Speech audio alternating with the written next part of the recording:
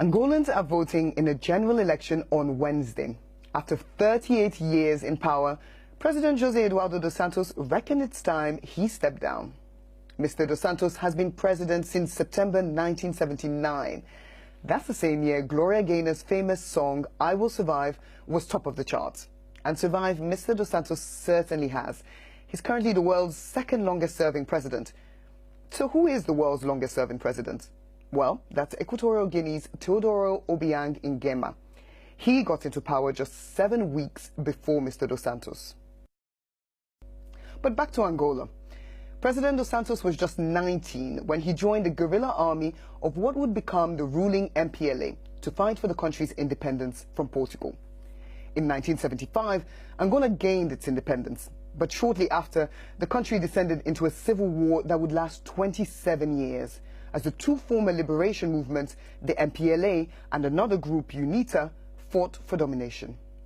The war was characterized by the widespread use of landmines, which made headlines across the world when Princess Diana visited the country in 1997.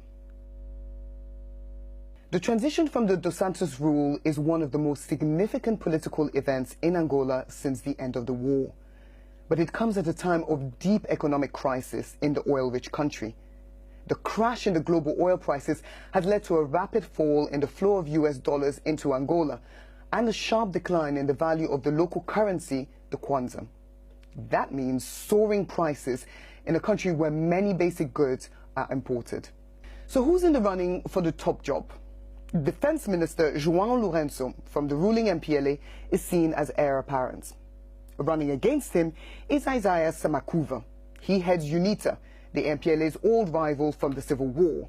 They won almost 20% of the vote in the last elections. The third largest faction is Casa CE, a coalition of smaller parties led by Abel Chivukuvuku. The party only won 6% of the votes in 2012, but it was a relatively new entity then, and observers are interested in how it will perform this time round. The candidate of the party that wins the most votes will become president. But even though Mr. Dos Santos is not a presidential candidate, he'll still retain some of his power. He'll continue as leader of the MPLA, and a recent law means the new president will not be able to sack the heads of the army, police and intelligence services for 8 years.